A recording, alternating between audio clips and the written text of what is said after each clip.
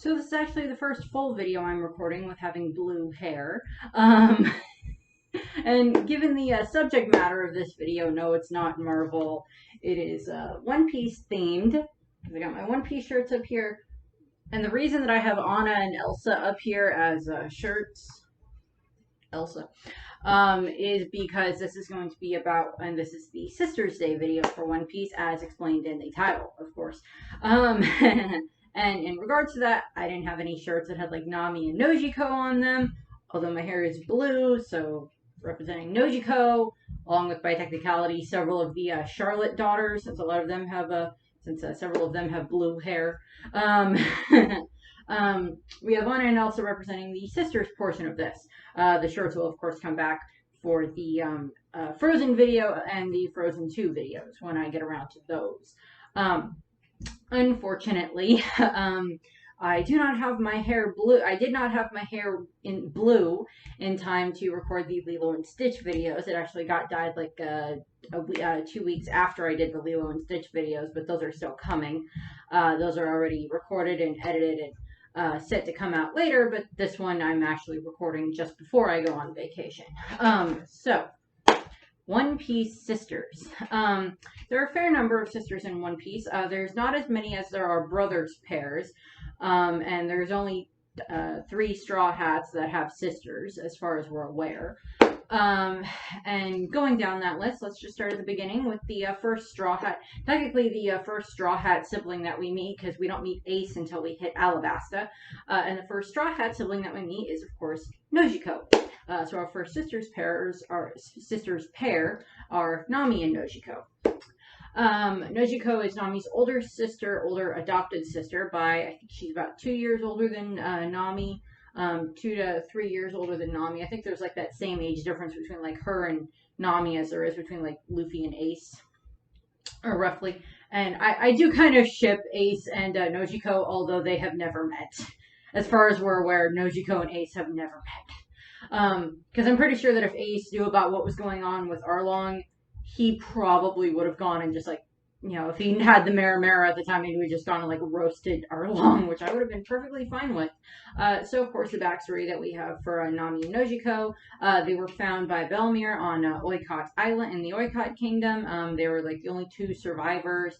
Nojiko had found Nami as a baby, and they were both orphans. Nojiko didn't even know who Nami was. Nojiko may have been able to tell Belmir her name, but maybe not Nami's name, because she didn't know Nami's name.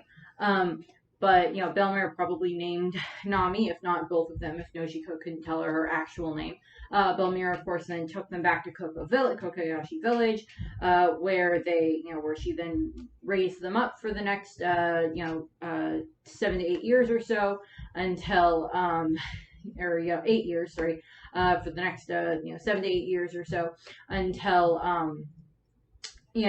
or was it 10 years? I can never remember if Nami was not 8 or 10 when everything happened with Arlong. 10 years old, because she was 10 years old. Okay. She was 10 years old and she, got recruited by Arlong. Nami and Nojiko were raised by Belmir. They were unfortunately raised in poverty to a degree. I mean, not poverty. They didn't go hungry. They still had food. They still had a warm place to sleep. They still had clothes. Nami just didn't like having to get all the hand-me-downs from Nojiko. And in all honesty, probably a lot of the hand-me-downs that they both got were probably from other people in town whose kids were, older than Nami and Nojiko, and they probably gave Belmir clothing for the girls, and then, Belmir would then, sew them up and make them a little bit better for the girls. So the girls would have them, have, at least nice, comfortable things to wear. Nojiko did seem to be quite encouraging of Nami in regards to, Nami's, cartography skills that her and Belmir see Nami have when Nami first, steals the book and wants to, learn how to draw maps. Well, she already kind of knows how to draw maps, but now she wants to learn how to do it professionally. And of course, unfortunately, all of this kind of comes to a head when the Arlong pirates attack. They attack Kokoyashi Village. They, of course, Nami and Nojiko rush to go to get to Belmir, and I mentioned this in, I think, Belmir's video that, you know, the girls could have just like hid in the forest and waited until after the pirates, you know, finished gathering up all the money from everyone and just let Belmir pretend that she was the only one that lived there, because Nami and Nojiko were not listed in the town charter as Belmir's children. They were not listed as Belmir's children at all, from the list that they were working from. And what ends up happening is, of course, you know, Belmir still claims that she has children. She still claims that they're her children, and uses the, you know, the 10,000 or the 100,000 berry to pay for them, instead of, you know, her being the one that gets paid for. So she, of course, you know, she still, you know, defends them. You know, I always compare Belmir to a mama bear defending her cubs, and which is why I have an Ursaring in my Pokemon games named Belmir, because giant frickin' bear that will defend its cubs to the last, you know, the last bit. And, you know, Belmir did that for Nami and Nojiko. And then, of course, we have it that, you know, Belmir dies, unfortunately. Nami gets taken in by the Arlong crew. And Belmir is the only person that Nami tells about her plan, about the deal she made with Arlong. It's like, if I stay and I work for him, I make maps for him, and then I go out and I gather up treasure, and like I learn to become this like pickpocket and thief and everything like that, and how to con people out of their money and all this stuff. Then I can save up all this, you know, the 10 million or the 100 million berry, and then I can buy Kokoyashi Village from him. And if I do that, then, you know, and, you know, we'll bury it here on the, you know, the Tangerine farm where they live, the Minkin farm. We'll bury it here. And, you know, Nami and Nojiko are kind of the only two that know about it. We find out later, of course, that Genzo and the rest of the people in Kokoyashi Village know about it, because they made Nojiko tell them about it, about the fact that Nami is doing this, and then they, of course, continue to pretend to despise Nami anytime she shows up in Kokoyashi Village. And, you know, Nami has to keep up this act that she, you know, either hates them or does, you know, is completely neutral, does not care. And the only one that she seems to even break down a little bit in front of, to a degree, at that point in time, is Nojiko. And Nojiko, of course, as she gets older, you know, Nami, of course, has the tattoo, the Arlong's brand on her shoulder for the whole time that she's part of the crew. And, you know, until she, you know, stabs it. And he stops her. But Belmir, we see Nami come back from one of her like treasure hunting expeditions, and she comes back and she said Nojiko has this, you know, tattoo on her shoulder and down her arm.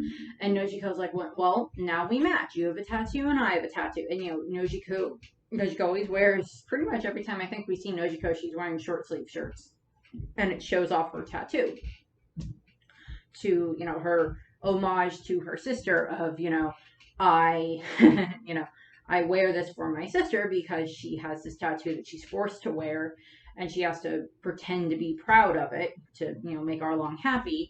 And this tattoo I actually am proud of, but, you know, shows Nami that I have a way of supporting her. And of course, Nojiko and Nami, you know, they have a very good bond. They're very strong, you know, very, very loving sisters to each other. Nojiko is very supportive. She's the only one that knows for the whole 10 years about, or for the whole 8 years, about Nami's plan, or that Nami thinks knows. And then, of course, we have it that Nojiko is kind of the one that kind of tells Usopp the kind of, okay, well, this is the deal for what's going on in this village. Arlong and the fishmen and the, you know, Arlong pirates are, you know, in control of what's going on here, and they, you know, they make us pay, and, you know, Nami's part of the crew and everything. And, you know, Nojiko basically just tells Usopp this, and I think she's the one that explains it to the rest of the crew or something at some point. Well, Luffy doesn't hear because Luffy doesn't care, but it helps Usopp and Sanji and Zoro understand why Nami is acting the way that she is, why she pretended to stab Usopp, why she pretended to, you know, pretended to let Zoro drown but didn't let him drown, that type of a thing. And, you know, why she wants them to leave, and why she keeps, you know, telling them to go, even though she just wants help. And, of course, we see that with Nojiko. And then, of course, when Nezumi shows up, Captain Nezumi shows up at the Minkin farm, and, you know, with his Marines, and they're digging around and trying to find all of the, trying to find the money and everything. Nojiko stands up to them and she gets shot, and that just makes Nami so freaking angry, which I don't blame her for in the slightest. I would be extremely angry too if some rat-faced guy came along and shot my sister. Yeah. But of course, I've mentioned before, I have an older sister. She's 12 years older than I am. We're half sisters, but we don't care. And Nami and Nojiko, Nami gets so angry about that. Not only does she go and try to hurt Arlong, she also, tries to hurt Nezumi. And of course, Nami is the one that gets, the last whack in on Nezumi, for the fact that he's the one that, dug up all of Belmir's, trees and dug up her money and shot her sister. Not necessarily priorities in that order, but, and so of course, we have that, and of course Nojiko and Genzo and the doctor and the rest of the town are all part of the big party that they have after they beat Arlong, and they're just having they have so much fun at that. And Nami, before Nami leaves, Nojiko gives her a bracelet, and Nami still wears this bracelet. She still has it. We see her still wearing it in Alabasta. If you look up any of the shower scenes, she still has the bracelet on. It's just it's not like a fancy bracelet. It's not going to get in the way of any of her fighting or anything like that. It's just a bracelet. And then it's referenced in Strong World, and I know that Strong World technically isn't canon, but if there was any of the movies that they could just say, oh no, it's canon, it would be Strong World. But we have Strong World, and in that, when Nami is talking to Shiki, because of course all of the Straw Hat, the first several Straw Hats have, places in the East Blue that mean so much to them, that are their homes, or where they have friends that live, or stuff like that. And the rest of the crew is just like, well, your friends and family live there. Why would we want to, of course we'll help you protect them. You've helped us. Why wouldn't we help you, type of a thing. And, Nami is getting, Nami just watched Shiki kind of, beat the crap out of half her crew. And she has to decide whether or not she's going to go with him. And she does. And she, she touches her bracelet and he goes, what, Momentum of the Dead? And she goes, no, my sister gave it to me. And, Nami has stuff that represents her family. She has her tattoo, of course, that, the pinwheel section of it represents Genzo, who's of course her father figure. She has the little tangerine on it that represents her mother, of course, Belmir. And then she has a bracelet that, of course, represents Nojiko. And so they're the first ones that we see. Nojiko is the first Straw Hat sibling we meet. We get check-ins with Nojiko every time we get, like, the Decks of the World, cover page stories, or anytime that, sometimes we get, like, catch-ups in the different areas around the East Blue and such. Nojiko seems very proud of her sister and everything, and, just, like, anytime that Nami gets a new poster and, like, Genzo is complaining about it being too sexy, Nojiko's just like, what are you gonna do? And at this point in time, in the beginning she of course had short blue hair, and now it's gotten quite long. I like the fact that both sisters grew out their hair. I just kind of find that funny. Next down the list for the next Straw Hat sibling, for the next Straw Hat sister, of course, we have Reiju. Obviously, I'm just doing some of these in the order we meet them, but we have Reiju Vinsmoke, who is, of course, Sanji's older sister. She's the oldest of all 5 of the Vinsmoke siblings, the only girl, and her name literally translates to Daughter Zero, which I'm like, that's stupid. Or Zero Daughter, or whatever you want to refer to it as, because Judge is an idiot. Well, he's extremely smart when it comes to science. He's extremely stupid when it comes to raising children. And out of all of Sanji's siblings, Reiju is the only one that ever shows him any form of kindness. Yeah, she pretends to laugh at him and everything when the brothers are around and when they're picking on Sanji. But she then, she patches him up and everything. And Sanji's just like, you're so nice, Nojiko. And, she, and she's the one that goes and talks to their mom a lot about Sanji. And she's, of course, the only one of the siblings besides Sanji that seems to still have human emotion. She was still experimented on by Judge, of course, and she has her, poison eating ability. Yeah, I wonder if, but I hope they never told Sanji that Reiju kissed Luffy and sucked all the poison out of him from the fish. I'm like, I don't know. I don't want to be the one to tell him that. That's not a conversation I would want to be the one to have with Sanji in that case. So the safer person to have him tell that to him would be Nami or Chopper, because Sanji doesn't seem to hurt Chopper.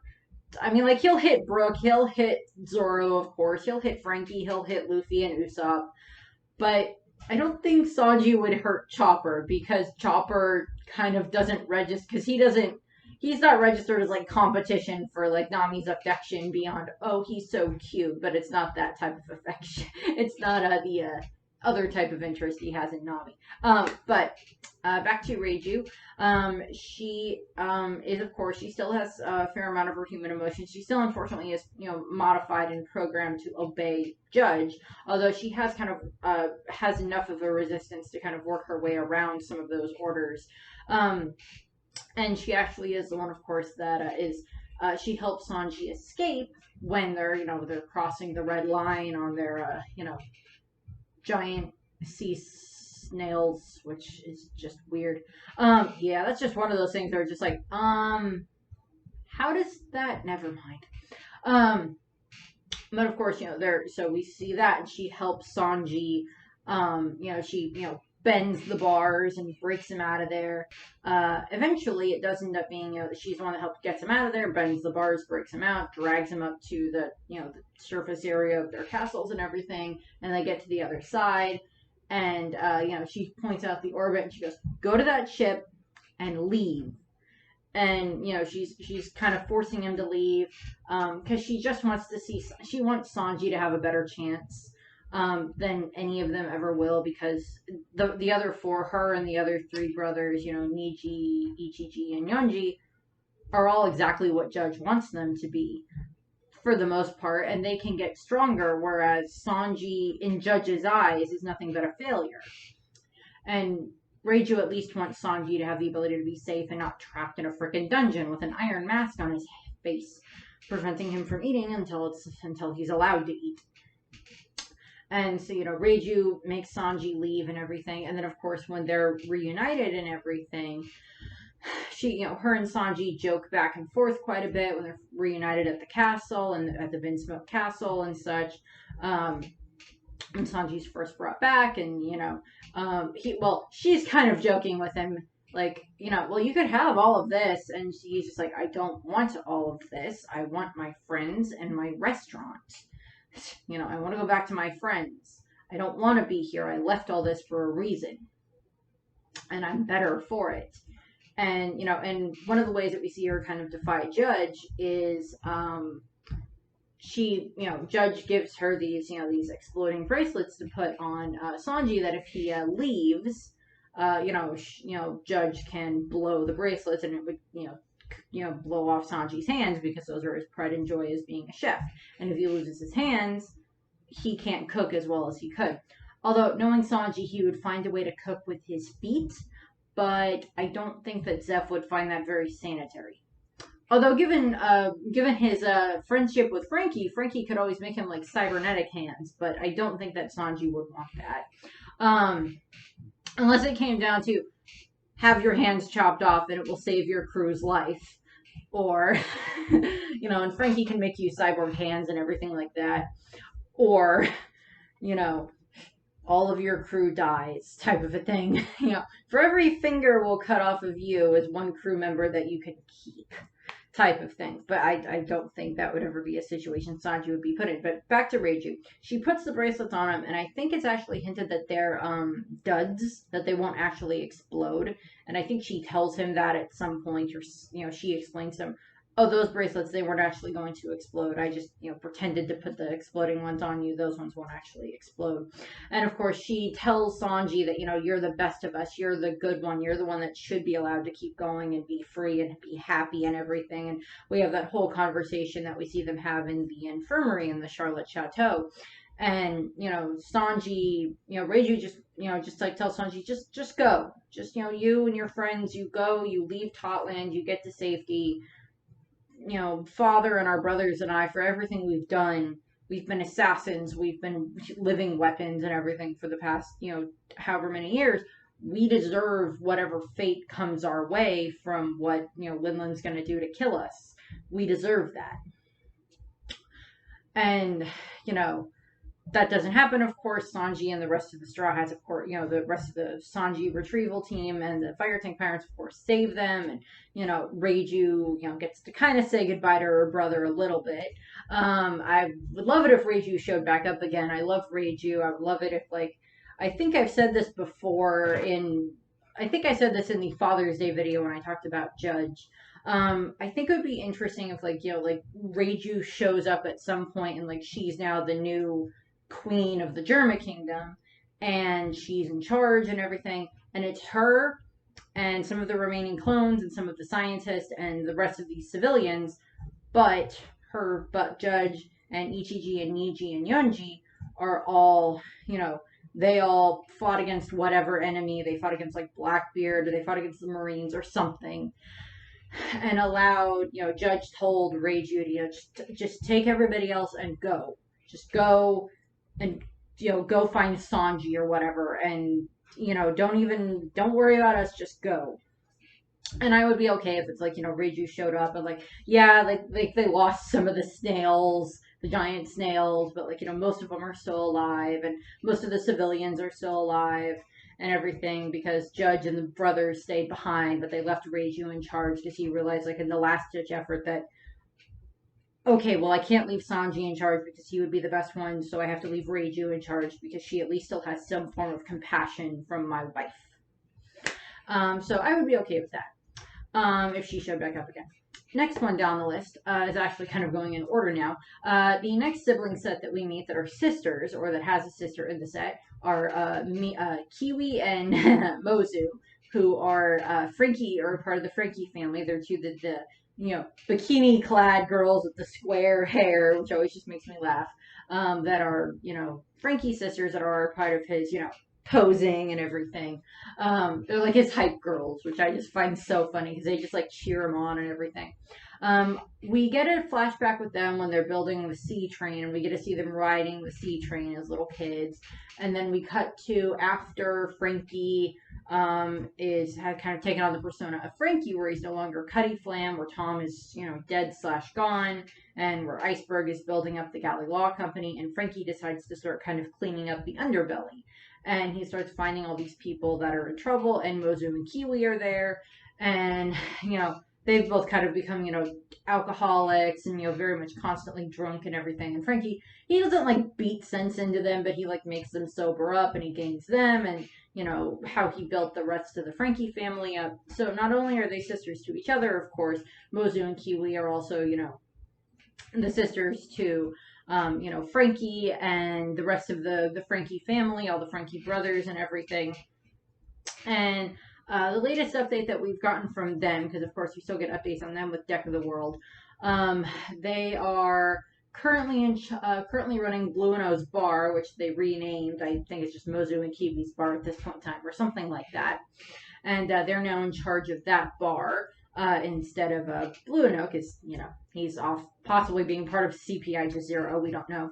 But they're now in charge of that bar, and I'm sure Iceberg comes in on occasion, the Frankie family comes in on occasion, Kokoro comes in on occasion, stuff like that. They were quite surprised, them and, everybody else on, Water 7 were, very surprised when they saw, Frankie as his cyborg self in the Wanted poster, so that was funny. That'd be nice if, later on down the line, when all the Straw Hats, are going back through the Grand Line and saying, getting to see their families again, or their friends again on the other islands, Frankie gets to see his sisters and his brothers and everything, and Iceberg and everything again, gets to see them. That would be nice. Next up, not really, there's not that many sisters that we meet in the first half of the Grand Line, either in East Blue or in Paradise. There's not that many, where we actually have now met the whole, all the sisters involved, or all the siblings involved. But the next sister that we meet is, Saint, Shalria, who is the sister of Charlos, Saint Charlos. She's the daughter of Saint Roswald. We were first introduced to her at Saba Odi, Her and her father are out wandering around with their slaves. She's, her father is like, John Bart as his slave. The guy who's currently on, Law's crew that Law freed. And, we have them. And, she's just being her bratty self and everything. And, they go to the auction house and she gets to watch as her brother gets punched in the face by Luffy, which is just a reason for me to show that, that image again of Charlos getting punched in the face. And then, of course, we have the other option of, I don't remember if she was there when this happened or witnessed the brother's aftermath, but, him getting hit in the face with a baseball bat by Milzigard was also quite, satisfying and another reason to show that image. I will use anything to show those images because I just love it. Although I don't think I could use them in the, I don't think I can use them in the Grandparents' Day video because we know nothing about like Charlos or Charlos like grandparents or Shalria's grandparents or anything like that. But I will try to find a way to use them in the video. She's a celestial dragon. Hopefully, she's one of the ones that will get their comeuppance when the time comes. The next sisters are the Boa sisters. They're, of course, Boa Hancock, Boa Marigold, and Boa Sandersonia. Boa Hancock is, of course, the Empress of Amazon Lily. At the time when we meet her, she is, of course, a warlord of the sea. She is no longer a warlord of the sea because the warlord system got abolished at the last Reverie. And, of course, we learn about her and her sister's backstory via, the flashbacks that we get with them telling Luffy about the marks on their backs. Because, of course, Marigold and Sandersonia, the three sisters, when they were children, were kidnapped by slavers from a Kuja ship. They were kidnapped, and they were sold into slavery and marked as slaves, of course, with the hoof of the dragon on their back. And they lived in slavery for a long time in Marie Joie, and of course, each of them was forced to eat a devil fruit. Boa has the Meravero no Mi, the love fruit, or Hancock has it. Marigold has the Nagi Nagi no Mi.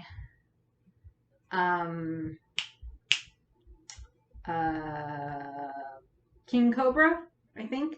And then Sandersonia has the Anaconda variant. I think I got that right. And I like all three sisters. I think actually my favorite out of the three sisters, I think actually my favorite is actually Sandersonia. She's at least genuinely nice to someone, even if they're not Luffy. Whereas Hancock is like only genuinely nice to people who are her sisters, and even then at times, or Luffy. Other than that, she's not really genuinely nice to anybody. Marigold is also seems to be quite friendly as well, but I just like Sandersonia the best out of the three sisters. And of course, they're in slavery for quite a long time, and then of course when Fisher Tiger attacks Marie Joie and sets thousands of slaves free, they're some of the ones that escape, of course, and they end up making their way somehow down part of the Red Line, and they end up getting found by Rayleigh, and then they live in with Rini, and I think Granny Neon is there as well, and them along with Shaki, all kind of, they kind of help take care of the girls and, nurse them back to health and everything. And then, the girls are then able to return to Amazon Lily, and they make up the story that, oh, well, we were gone for all that time, and we were fighting Medusa. Yeah, during the whole time we were gone, we were fighting the legendary monster Medusa. And, we beat her, but she cursed us, and the reason that nobody is allowed to be around us when we're bathing, and that's why everybody has to leave the castle whenever we bathe, is because she put her eyes on our back, cursed us and put her eyes on our backs. And now, anyone that sees our backs will be turned to stone. Because of Amazon Lily, of course, they don't, kind of like in Wano, they don't quite know what devil fruits are. So they don't know that, oh, all three sisters have devil fruit powers. And in Boa's, it's just, oh, well, we have the powers of the Medusa. That's what we have. I have the power to turn people to stone. That's where that comes from. And my sisters both have the power to turn into snakes because Medusa. I mean, in all honesty, it's actually a rather good idea. It was actually a rather good, um, you know, scapegoat or, cover story. I don't know exactly who came up with that cover story. I don't know if it was the girls, or if it was like Shockey or Rayleigh came up with the story and then told them to use that. Not sure. Boa or Hancock is of course head over heels in love with Luffy. Her sisters do encourage it and they help her. But we'll see what happens with them. They showed up in Stampede. That was fun. Got to see Boa or Hancock kick a giant kaiju, metal kaiju thing, which is fun. We'll see what else happens with that. I'm pretty sure that all three of the girls are going to very much easily survive whatever war, whatever is going to be happening with the Marines showing up at the island and everything. I'm sure that all three of them are going to be fine. And then at some point, they'll probably team up with Luffy at some point. Fight off whoever. Because, Boa might have a bit of a grudge against, Blackbeard for certain things because he made Luffy suffer so much. And so, she also just doesn't like Blackbeard in general, I would think, because he's one of, like, the worst men that she's probably ever seen in a long time that was not a celestial dragon. Next up, we have the, I'm probably going to mispronounce this, the Medaka Mermaid quintuplets, who are Ichika, Mika, Sanka, Yonka, and Yonka too. Okay, in all honesty, when I first saw these ones, I could not remember. When I first saw them in the actual series, when I read the chapters or watched the anime and everything, I'm like, okay, yeah. And then it's like, I'm pretty sure I was not the only one that does. I'm like, they can't be Kami's daughters. They cannot be Kami's daughters because they're too young, or Kami is too young to have daughters that are that old and not have told us about having kids before when we met her before. Because I don't remember if we get the exact ages of them, but I don't know if it's stated that maybe mermaid children or the fishman children grow faster for certain reasons or whatever. They all seem quite young. But they're friends of Kami, not her kids. And when I was actually doing the research for this, I was just like, well, there's those little mermaids, and I'm like, they're not Kami's daughters, are they? So I even double checked when I was doing the mother's video. I'm like, well, they're not Kami's daughters, right? No, okay, good. I didn't think they were. I just wanted to make sure. But hey, if I don't know. I don't know if I would say that I ship Kami and Hachan or in Hachi, but I would be okay with that. I mean, there's a bit of an age difference there, so maybe not so much, but I don't know. But we have them, and they're there when Kami has Luffy and Usopp, and I think Chopper is there as well when they're waking up. Down in Fishman Island and everything. They wake up in our house. The 5 little mermaids are there, and it's Yonka too, because whatever the version of 5 is for that setup, I think they say that they called her Yonka too because whatever 5 would be for that just sounded wrong or something like that. It sounded too close to something else in Japanese, I guess. Which I'm like, okay, that's fine. They're there. They don't do too much. They're kind of, I think, referenced a little bit throughout the arc, but they're not major players in the Fishman Island arc. I don't even think we've seen them since then, even in the background. And then, of course, we have our next sister. Let me change my light. There we go. Our next sister is, of course, Shirahoshi, who is, of course, the mermaid princess. She is the youngest daughter of King Neptune and Queen Otohime. She's also the youngest child, only daughter, youngest child of them. Her brothers are Fukaboshi, Ryoboshi, and Momboshi. Of course, I went over this kind of the other way around in the Brothers' Day video. She was, of course, and also I look at the size difference between her and her mother, and I'm just like, I really hope she was not that big when she was born. Because if that was the case, Otohime shouldn't be alive, because no, physics and logic don't work that way, even in One Piece. Um, but of course, she's raised around her brother. She's very happy, and then of course, um, she's very supportive of her mother in wanting to, bring about, Fishman Island getting to go to the surface and everything, and being a part of the world. And what ends up happening is, of course, when Otohime is shot, she gets touched and marked by Vanderdecken, and then he, spends the next, I don't remember if it was like 10 or 8 years or whatever, throwing the axes and sending the letters and everything, trying to get her to, be his wife. And, that doesn't work, thankfully. She gets locked in the Hardshell Tower, where she is she's a whole reference to the Little Mermaid that's locked in her tower and can't leave, and she wants to see the surface and everything. And of course, she becomes friends with Luffy because it breaks his way into her room and tries to eat her food, and then puts her inside of a shark and then protects her, which I just find funny. And, so we get a lot of that. We see her interact with the rest of the Straw Hats. She, of course, gets kidnapped at one point again, and the Straw Hats, of course, protect her and save her and everything when they're fighting against the new Fishmen pirates. And currently, Luffy and the rest of the crew, did the finger promise, the Prinky promise, that they would, of course, take her to, that they would return, and that they would, take her to the surface, and they can walk through a forest together. She might be crucial. She's, of course, the ancient weapon Poseidon. She seems to love her brothers quite a lot. Her brothers and her father would still come and visit her in the tower and everything, of course. And they seem, she seems to get along just fine with her brothers. They're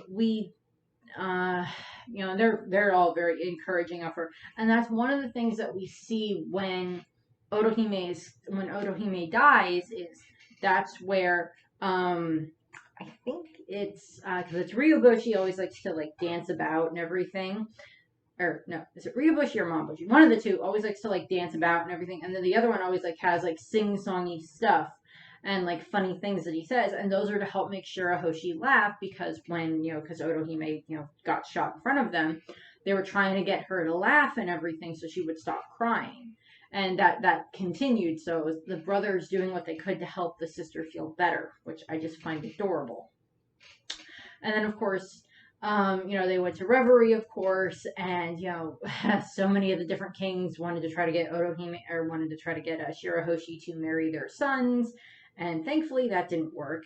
And then, of course, she almost gets shackled, but, that gets stopped. And then, of course, another reason to show, Melzigard hitting, whacking, Charlos with a bat.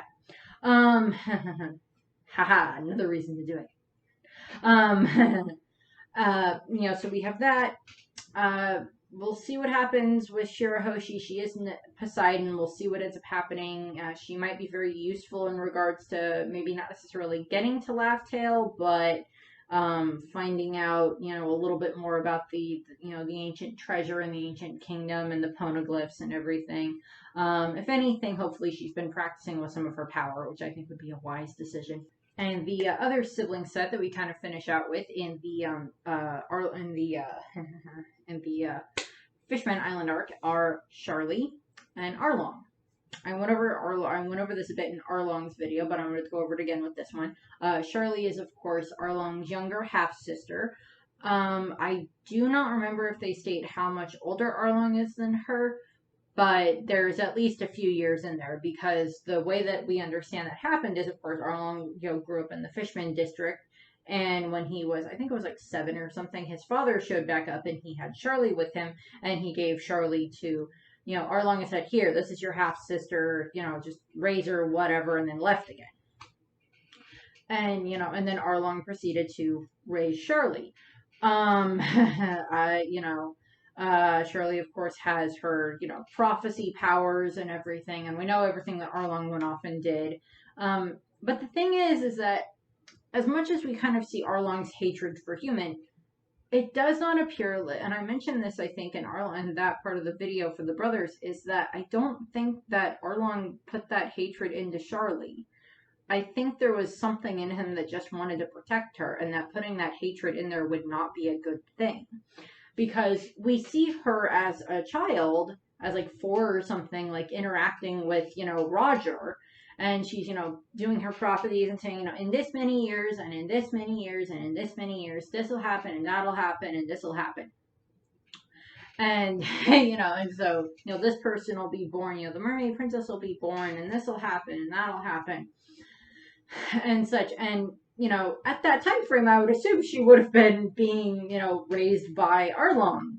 But maybe because the king wanted to have Charlie meet, Gold Roger or Goldie Roger, that maybe he was okay with it or something. I don't know. I would assume he would have still been around, because he would have been too young to be off on the Sun Pirates crew at that point in time. So I would assume he was around. I don't think, as much of a a-hole that Arlong is, I don't think he strikes me as the type that is going to abandon his younger sister when she is that young.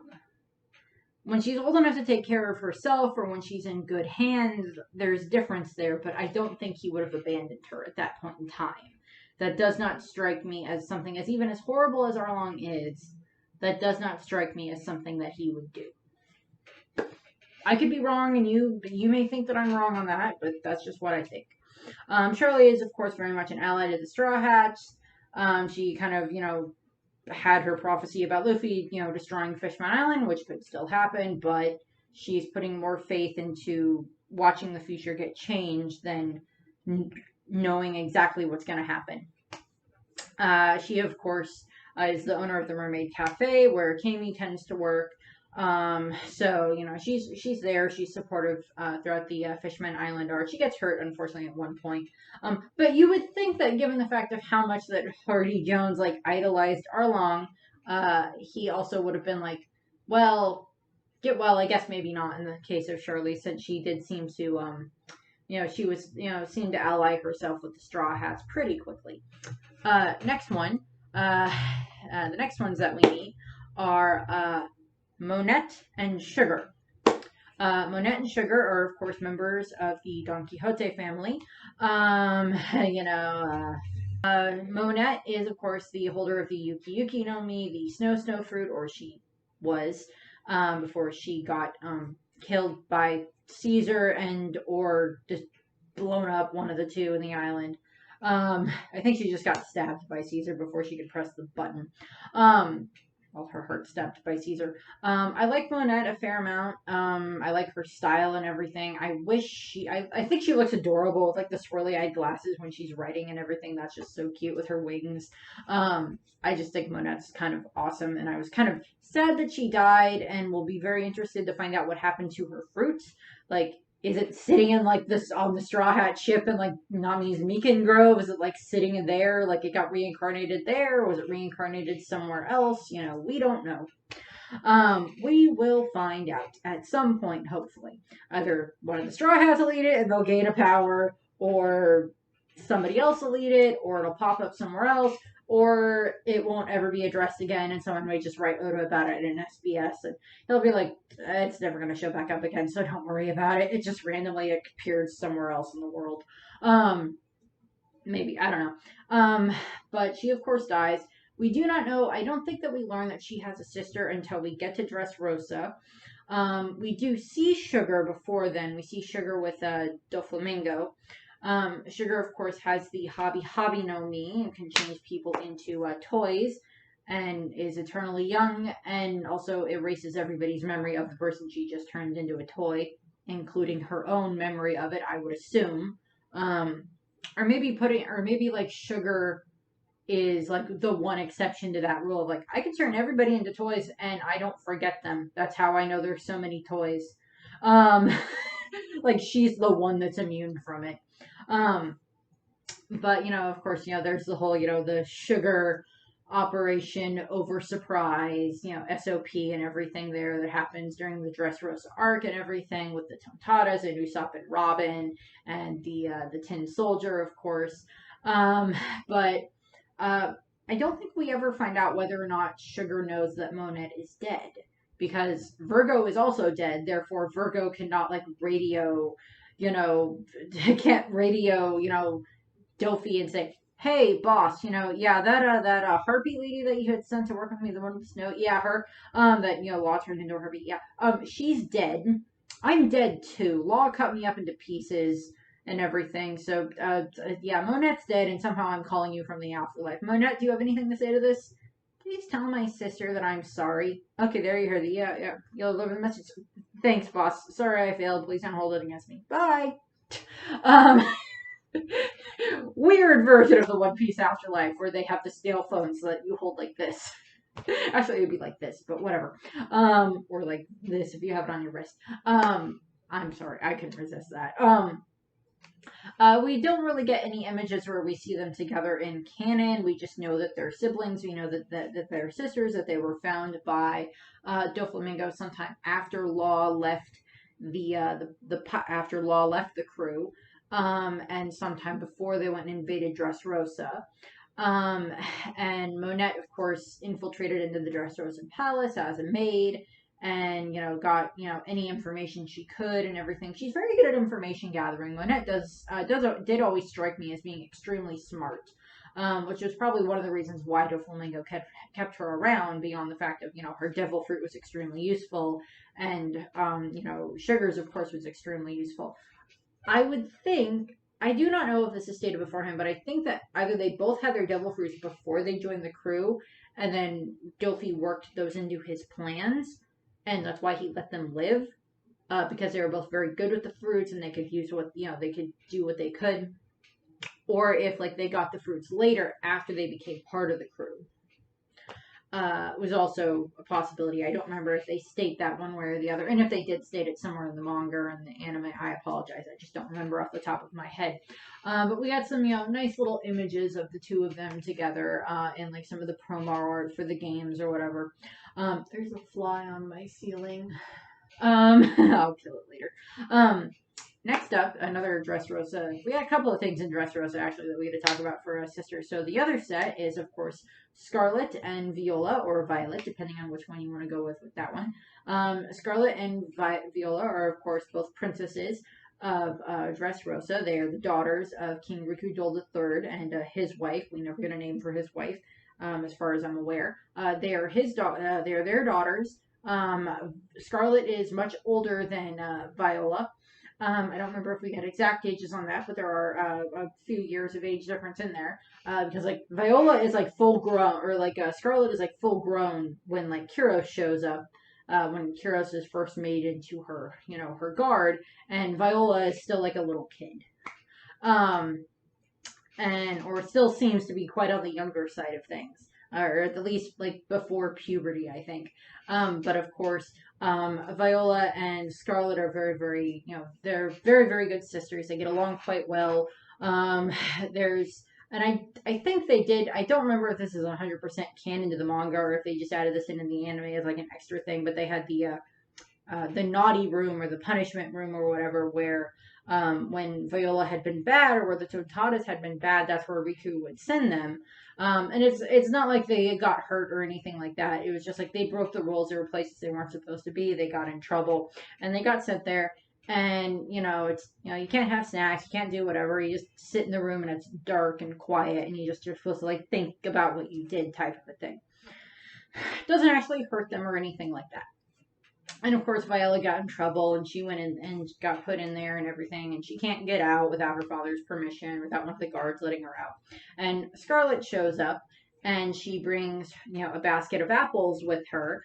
And so that way, Viola, she still chastises Viola. It's I'm not going to let you out. You still need to learn your lesson. But I brought apples so you don't go, so you're not so hungry since it's so long before dinner and you got in trouble so early in the day type of a thing. King Riku was an amazing father, is an amazing grandfather as well. for the way that he treats Rebecca. And of course, Viola seems to be extremely supportive of her sister because we see her and Riku watching as Scarlet is making like lunches for Kiros, and they're just like happy for her. And of course, Viola is one of the ones, of course, that knows that Scarlet is not actually dead when her and Riku, when Scarlet and Kiros want to get married, they fake her death, and then Viola is of course one of the ones that knows that that's not true. She has her devil fruit from a very young age. Viola has her devil fruit from a very young age. It's this.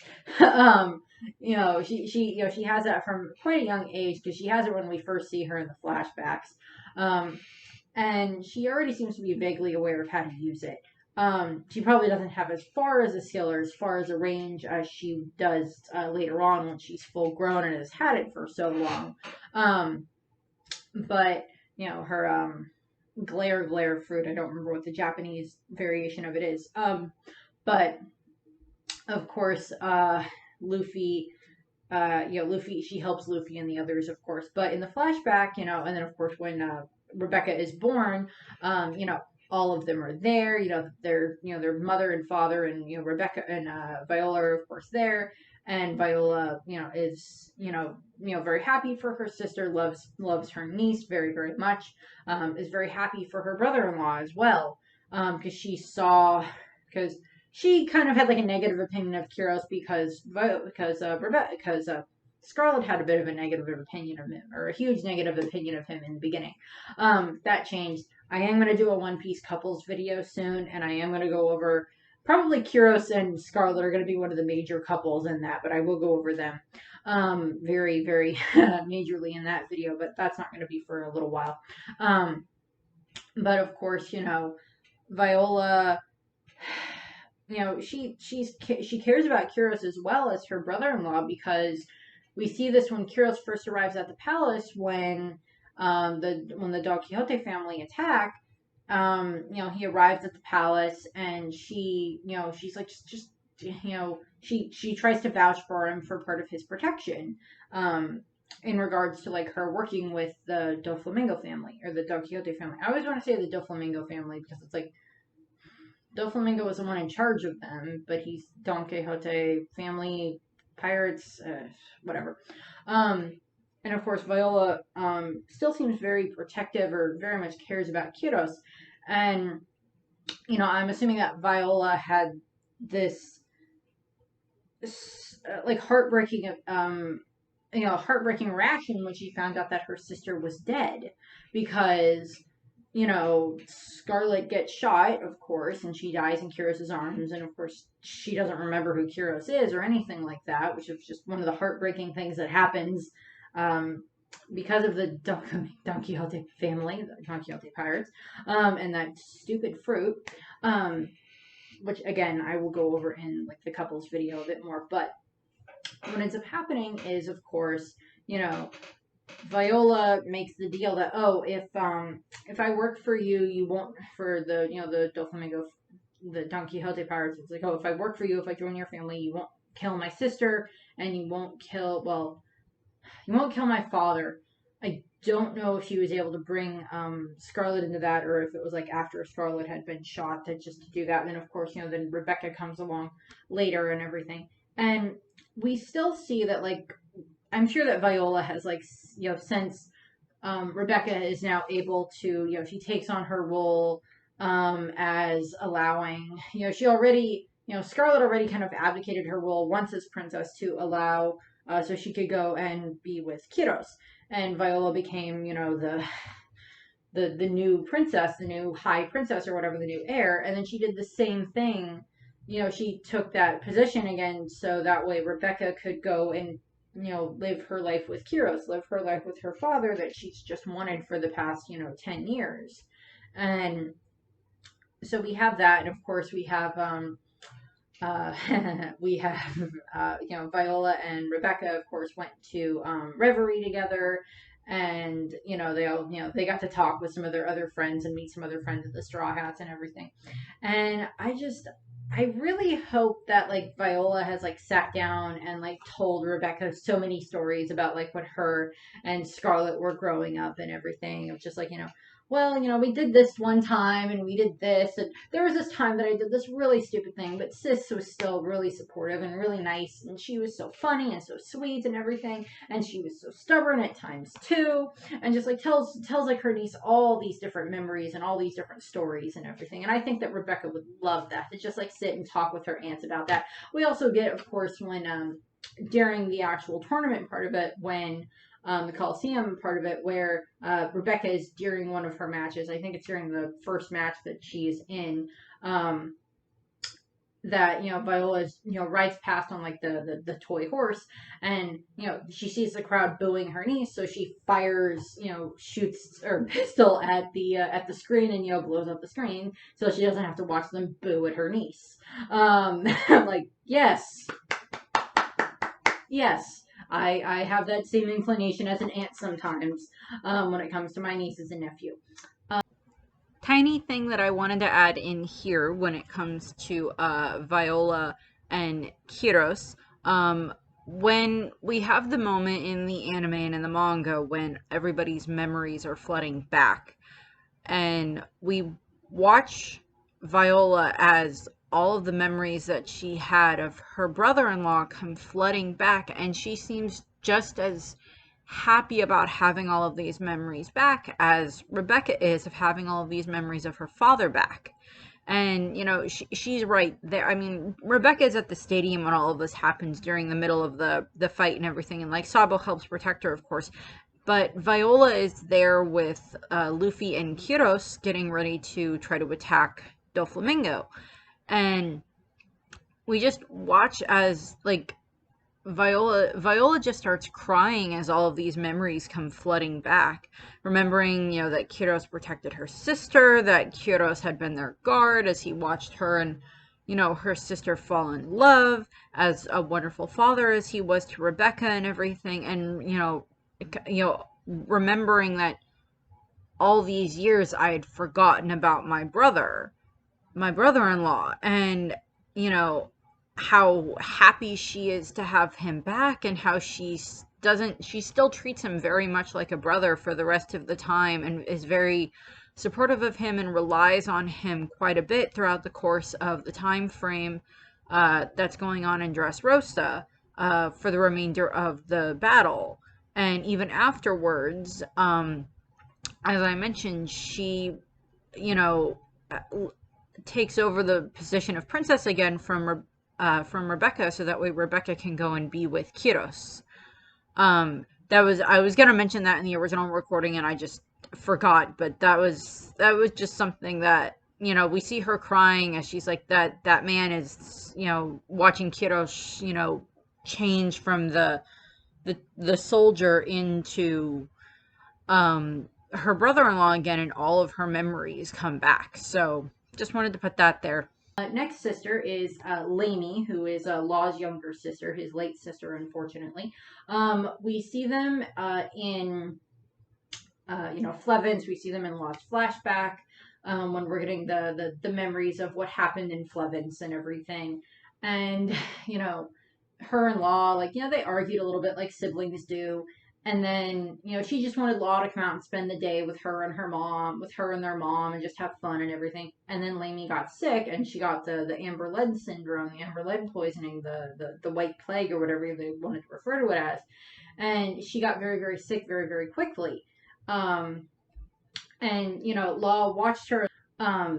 But of course, Law tried to do everything he could to try to help Lainey. Unfortunately, that didn't go very well. Because even his father, who was this amazing doctor at the time, still couldn't figure out a way to help Lainey or anybody else there, that was a feasible way of doing it. And even if he could, the rest of the world wouldn't have cared, because they've been told by the world government that, it's poison and everything, and it's a plague, and it'll get anyone that gets near them. But of course, that's not the way that it works. And we of course learn that, as a viewer or a reader, we learn that that's not the case. But unfortunately, Law has to watch his parents die, and he watches Lainey die, and then of course he's the one that is, the sole survivor of Flevens. I've read at least or seen one fan fiction where like Law was able to get Lamie out of there too, and like the two of them go off. Now, uh, my question or my comment on that, or like my theory on that, is like if it was able to, if there was like an alternate universe where like both Law and Lamie had been able to escape and ended up both making their way to the Don Quixote family at Spider Miles, that would it have been, that Law and Lamie both would have joined, but Lamie seemed to be so much sicker than Law was, and that would have been really hard to try to work her.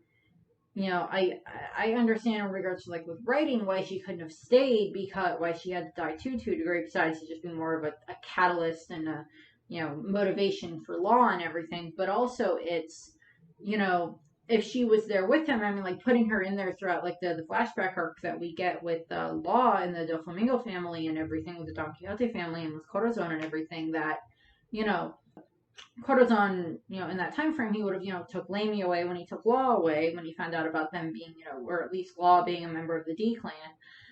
Lamie may not have had that same, same one. It could have just been Trafalgar Lamie, just not Trafalgar D Watcher Lamie, Lami, whatever.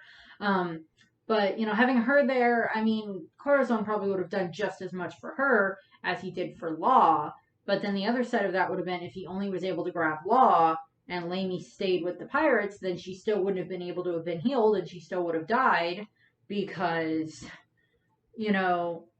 Dofi would have either just, if he'd gotten his hands on the fruit, he would have, can't give it to the brother. I could give it to Law, and then he can test it out on his sister. Maybe not the immortal surgery, but just, prove that he can use the fruit. And I mean, if Law had Lamie with him, then he definitely would have used the power of, the Ape Ape no Mi to not just heal himself, but also heal her. And he would have, but I don't know if she would have been strong enough to be able to survive, everything that being around the Doflamingo family entailed, the Don Quixote family entailed. So, don't know if that would have worked very well. Although, going into the next kind of sister, we have Baby Five.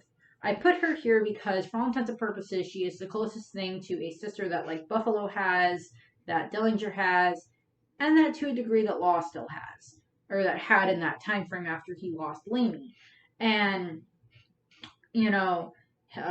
Baby Five, in the couples video, I'm going to talk about Baby Five and Sai, of course, because that's a very interesting romance, battlefield romance, literally. But, Baby Five basically acts like a sister to Law and to Buffalo. Buffalo takes a lot more advantage of her, I would say, when it comes to money and stuff like that than Law ever did.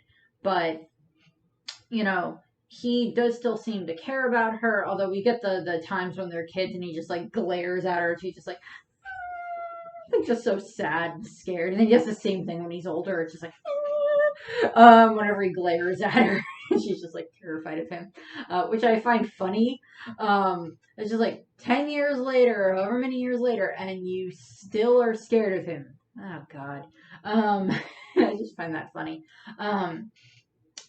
But Law and Baby Five, of course, now that, Baby Five she defected from the Don Quixote family before it kind of fell, but she defected to, join Sai and Boo and Don Chinchao.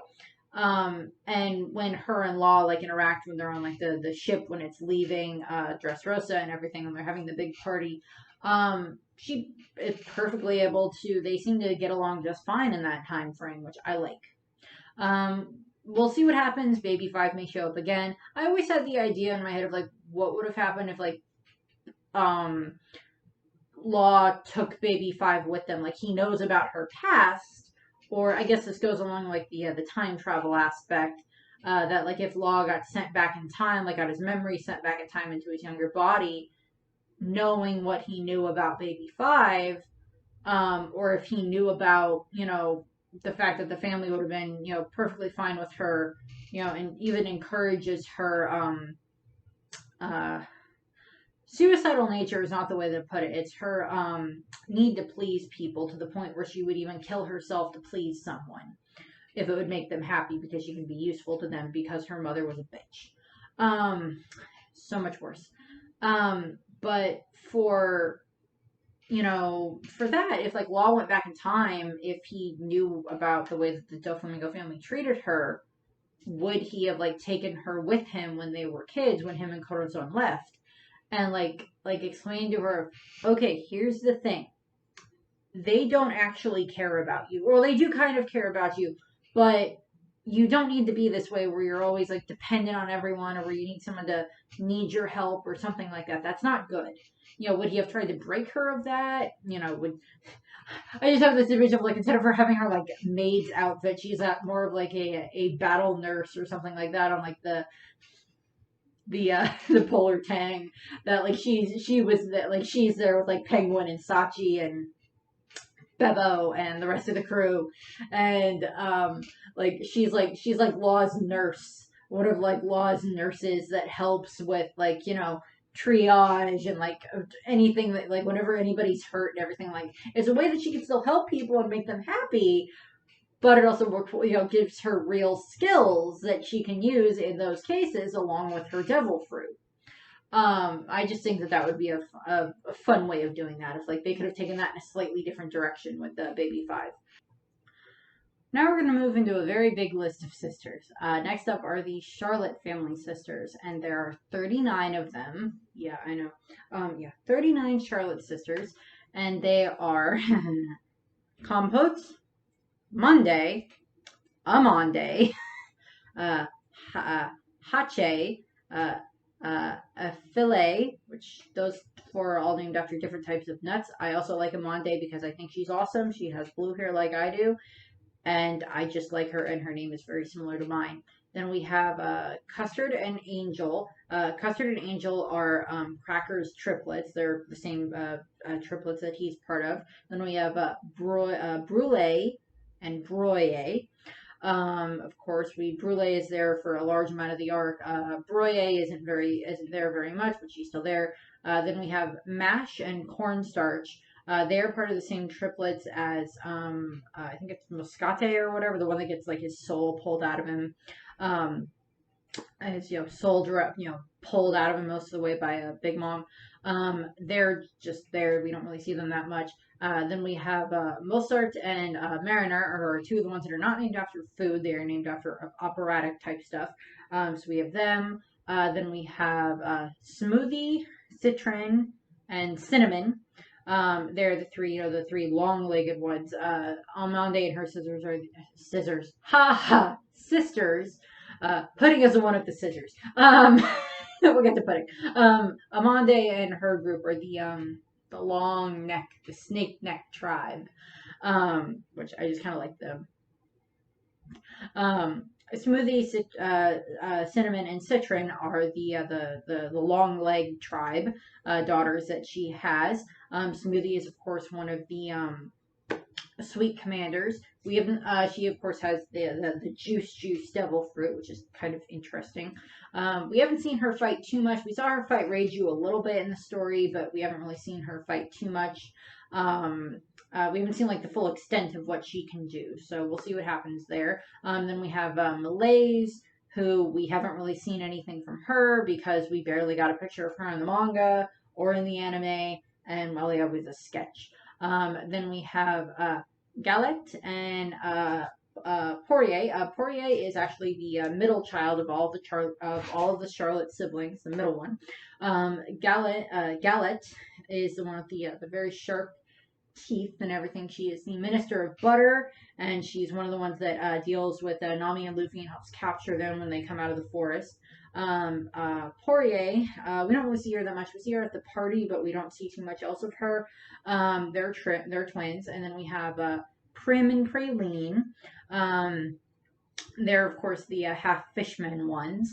Praline is of course married to Aladdin, and she is of course one of the ones that defected at the moment. Prim seemed to be angry at her sister that she did that, and then of course we have Chiffon and Lola. Love Chiffon and Lola. We are, of course, introduced to Lola way back in Thriller Bark, and she mentions that, well, my mom's a pirate in the New World and everything. We don't get any other hints besides that until a lot later on, and then we find out, oh, her mom's Big Mom. Okay, that makes sense. Yeah. And then of course we see, we get more of we get more built up on, like, Chiffon and Lola and everything. That, Lola left so many years ago on her own. And that their father is Pound, of course. Pound is the only father that we've met for the Charlotte siblings so far. We'll see if we end up learning about any more of them. I don't honestly think that uh I don't honestly think that Lin Lin that I don't honestly think that Kaido is like Katakuri and Oven and Daifuku's father. I don't think so. He could be, but we don't know. We'll have to wait and find out what happens with that. For context, I'm recording this like 2 weeks before it'll go up, because the week after this is where I do so much stuff for the trip and then the trip itself, and this will be going up on August 1st, so you'll see this on August 1st, because that's Sister's Day, of course, but it's also that'll be like the Sunday after I get back from the trip, so I wouldn't have had time to do this in that time frame anyway. So we have just seen Yamato's devil fruit, but we don't know what it's called yet, or what exactly it is. But it's definitely a Zoan, but we don't know what kind. It's definitely a Zoan of some kind. We'll find out what it is. But by the time this goes up, we might know what it is, and I'll be like, yay, it was this type of a thing. Or, we'll find out. But, Chiffon and Lola, Chiffon and Lola were, of course, reunited in the Beige Oh My family cover story, which is very happy to see them finally get reunited after so many years. And then, of course, Lola married Gotti and such. And I'll go over some of these other, like, their husbands and stuff like that in the couples video when I get to that.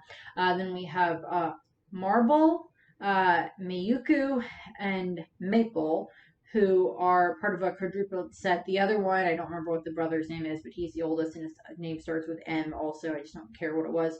I think it's Mobile, something like that. And he's like, they're the long-armed siblings, half hybrids that Big Mom has for some of her children. We don't see them that much. They're not around that much. I like Mayukuru.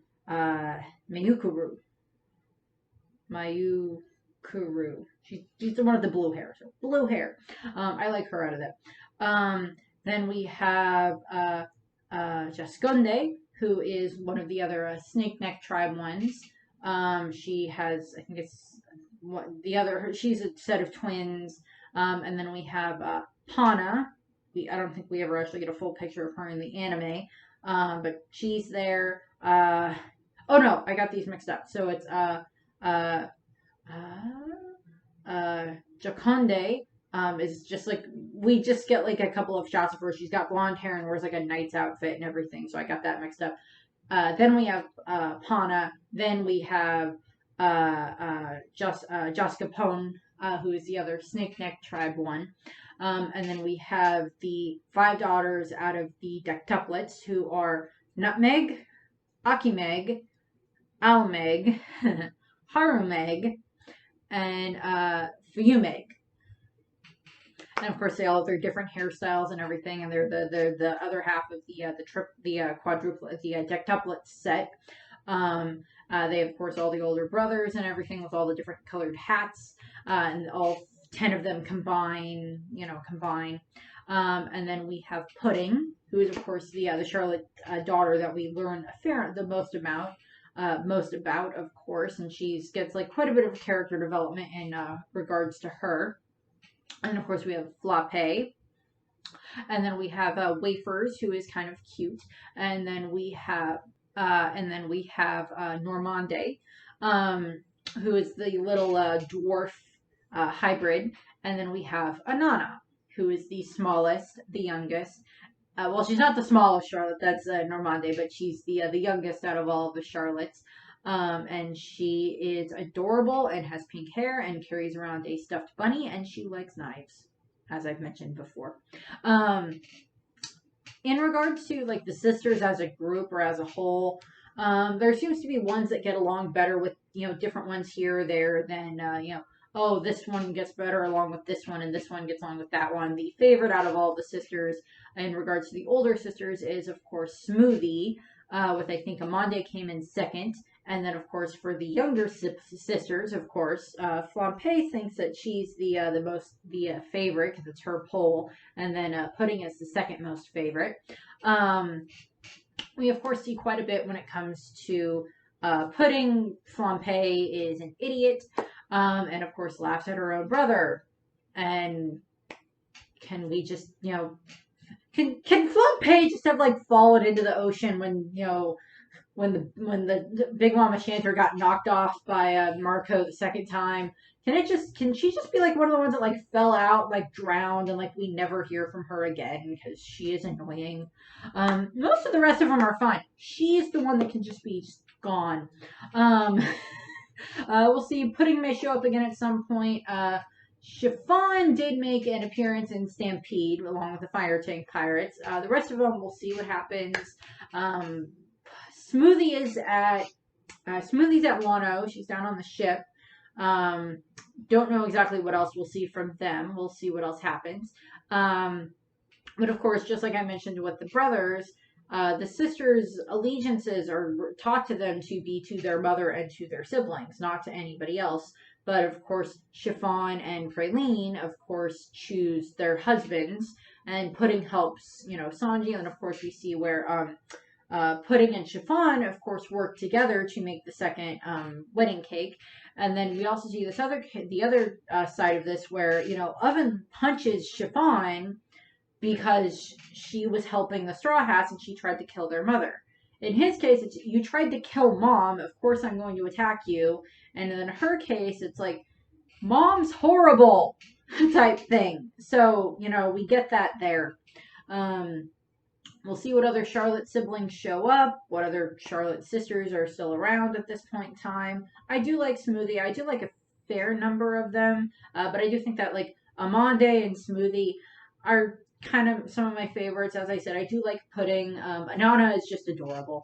I guess this here I can kind of put a caveat that like Big Mom stated that in some of the chapters that Kaido, when they were on Rox's crew, that Kaido was like an apprentice pirate and that he was kind of like a younger brother to her, so I guess she qualifies as like his sister. Plus, like, she kind of had like this sister relationship to like all the other kids at the orphanage at the Sheep's house for a long time, for that year or so. But we're gonna walk away from the Sheep's house for right now, or for the rest of this video, because I went over that enough. Then we move into our Wano section, which I think I have 4 sisters here to talk about. So we have Tama, and in regards to Tama, we have Tama's relationship to Ace. We also have Tama's relationship to Luffy, and then we have like Tama's relationship to Nami.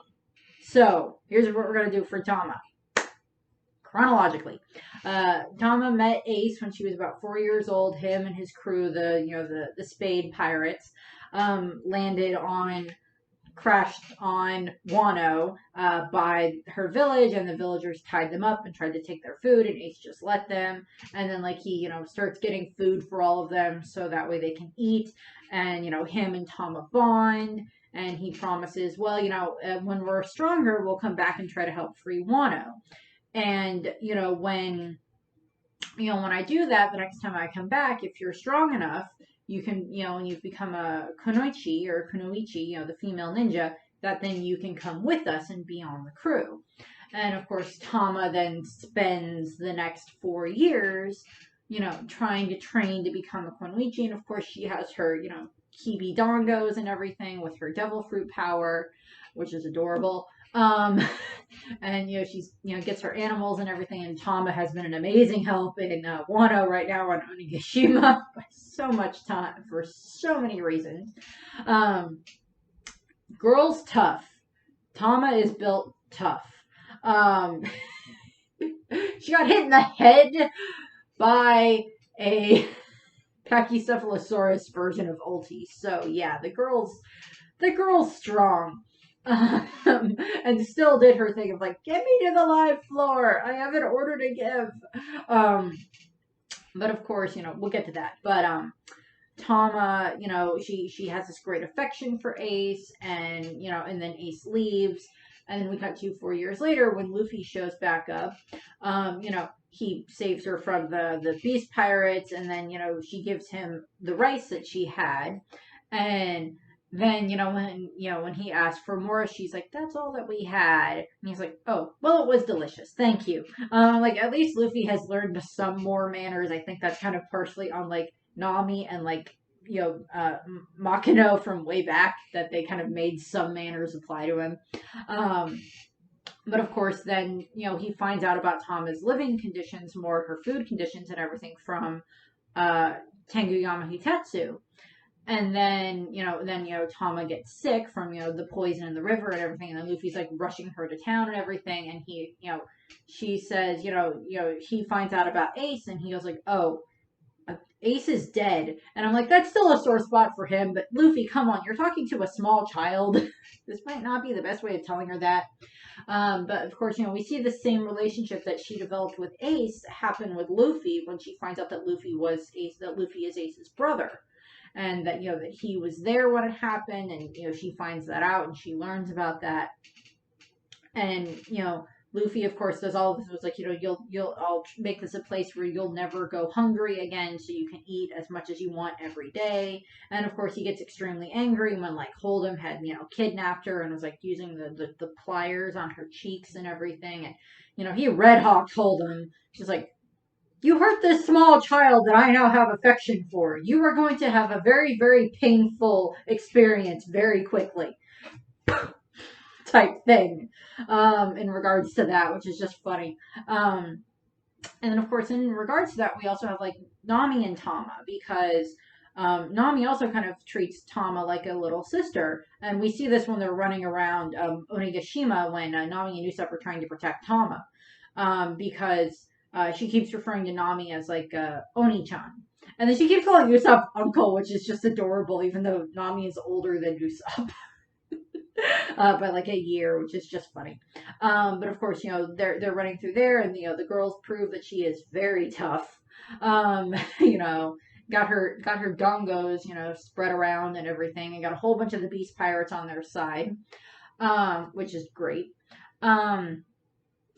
We'll see what happens with Tama. If she becomes an apprentice pirate on the the Straw Hat ship, that's fine. I don't quite think Luffy would be the kind of person that would want to bring a child into a dangerous situation like that, because like they face life and death consequences a lot, and I don't think he would want to bring a child into that if he could help it.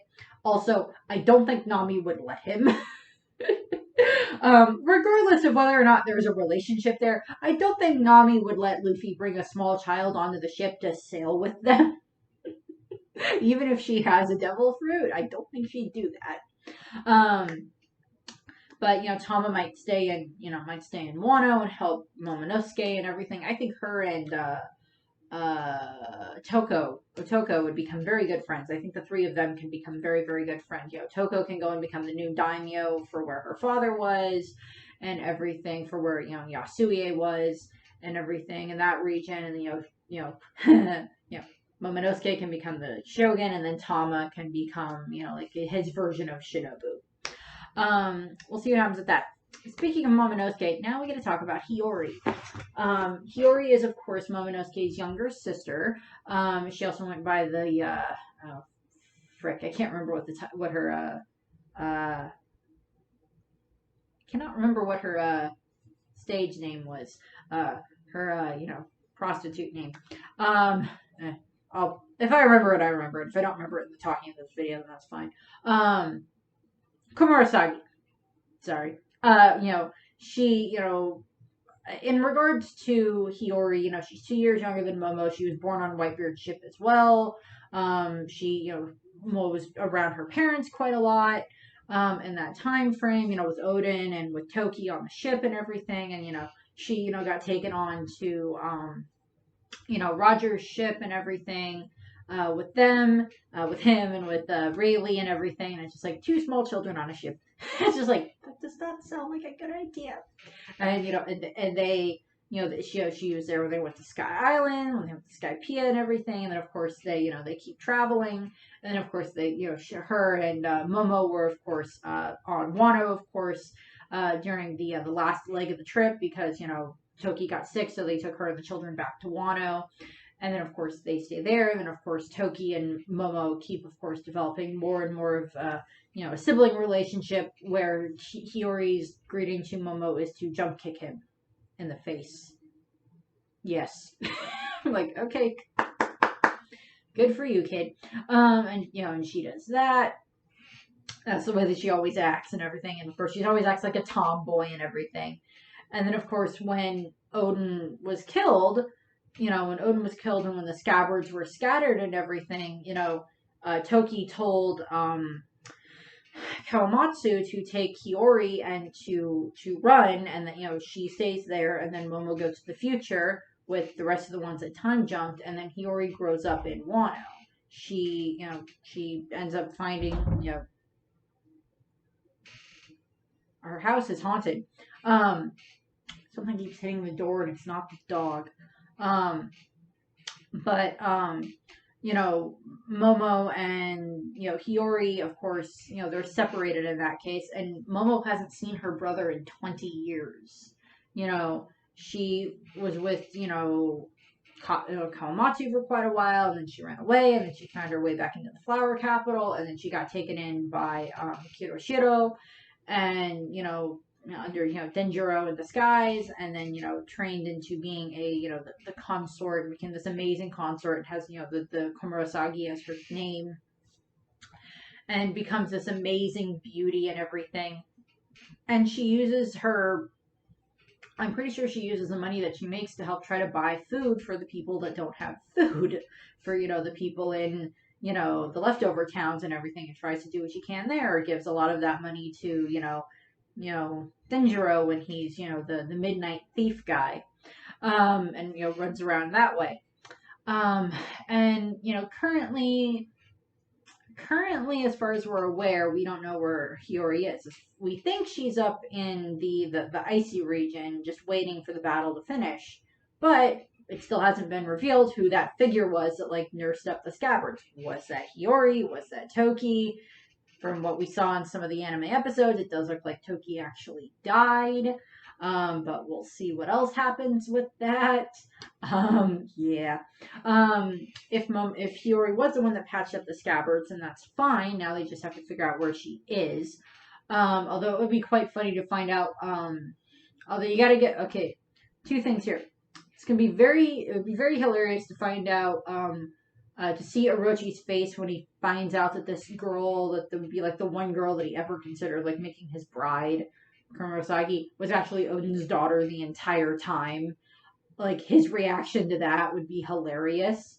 The other side of that is, Hiyori is an amazing actress and should be given whatever the One Piece version of an Oscar and an Emmy and a Tony and just a Grammy just for the heck of it. Because she can sing and do music and everything, that she should just be given all of the awards, because she had to put up with being around Orochi and pretend to be, oh, Lord Orochi, you're so sweet, you're so handsome, so strong, and had to do that for years. Can we just give her all of the awards for that type of acting and having to put up with that and everything for so many years, and everything that she had to do for tricking all of those men out of their money, tricking all those suitors out of their money and everything? Can we just have that? Just do that. We'll see what happens. Hopefully Hiyori is able to, continue, either Hiyori and Momo, Hiyori might become Shogun, but I think it's more leaning toward Momo becoming Shogun, with Hiyori as an advisor type thing, and helping with that and everything. Hiyori's public relations. She's gonna deal with the public a lot amount of the time, because she's still been in Wano all this time, and she can help Momo have more context of other things that Orochi had done in that time frame, that Orochi and Kaido had done in that time frame. Although it would be kind of interesting to watch Hiyori and Yamato interact with each other. Just like the two of them interacting with Momo and everything, just all three of them interacting with each other.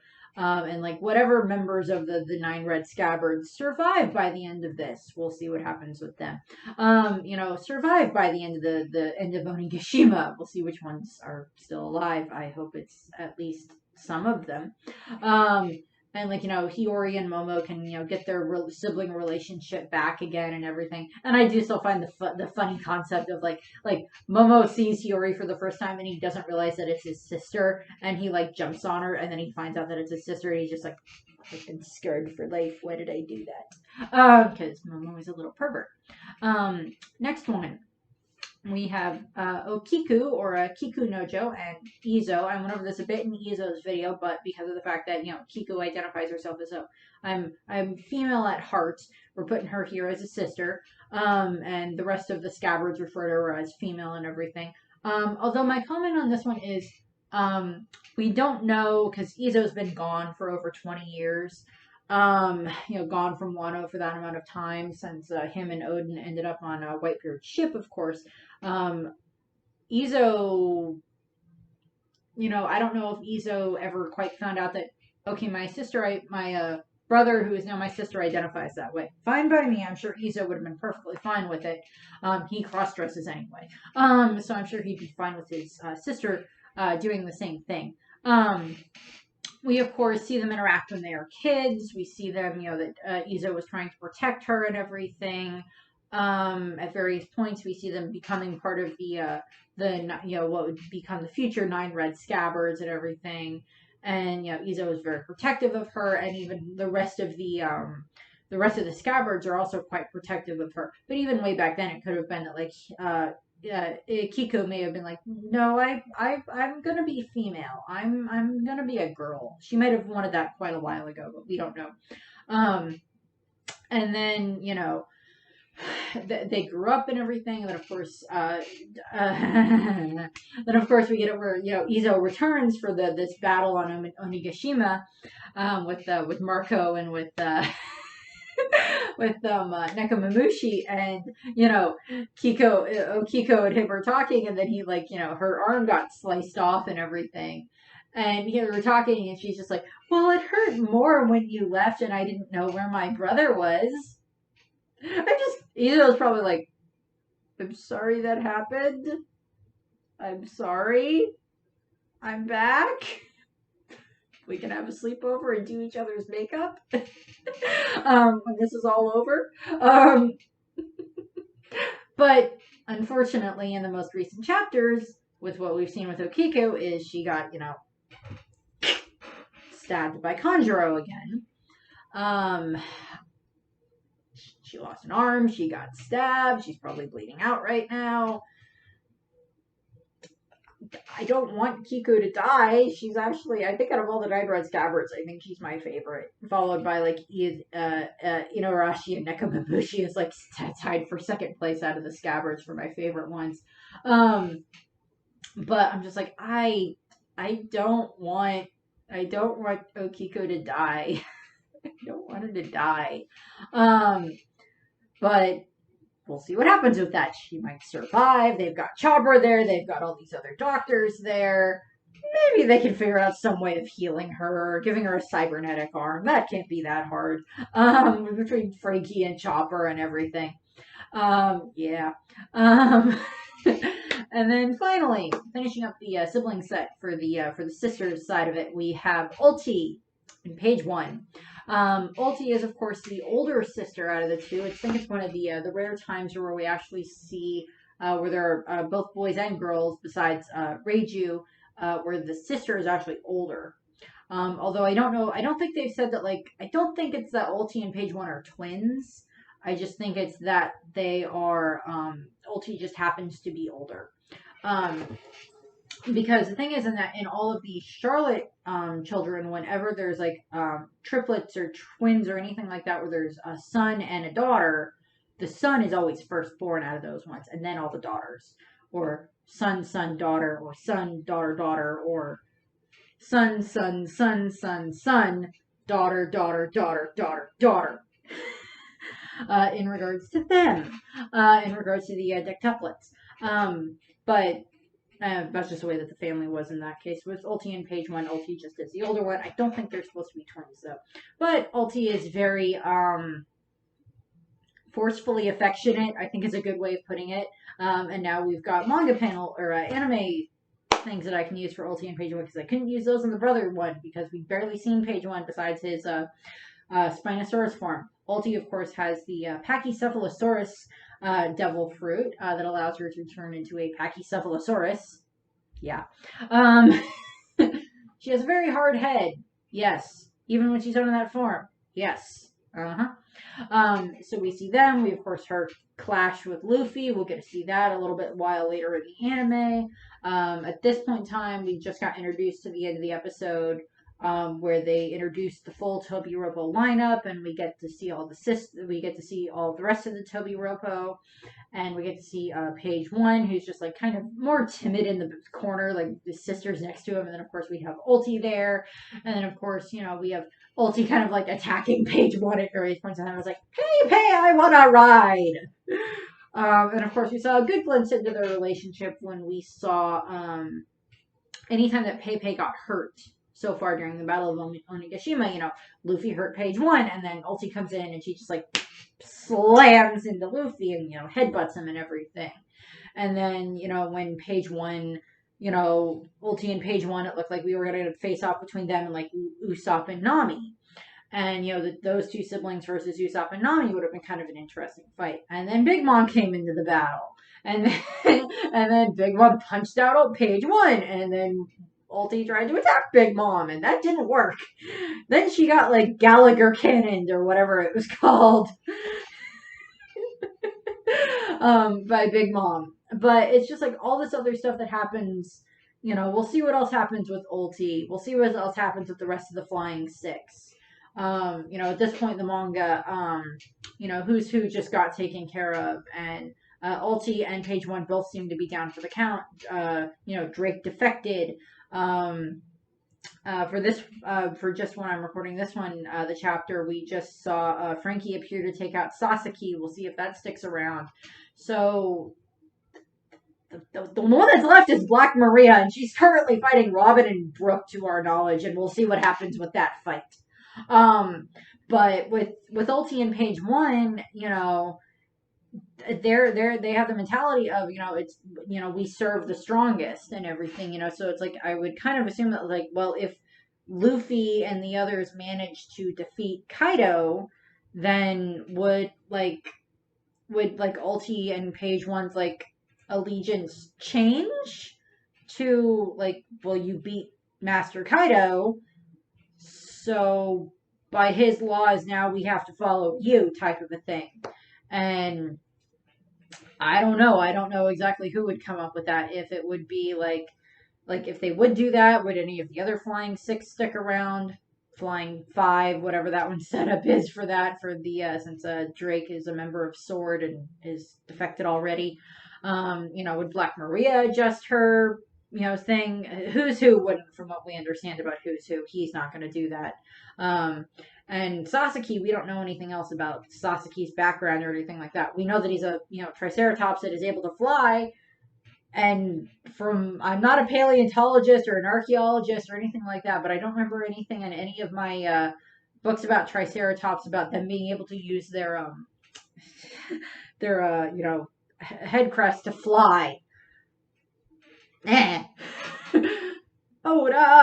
But Ulti Page One, we'll see what happens. At the moment, that's all the rest of the sisters that we've met.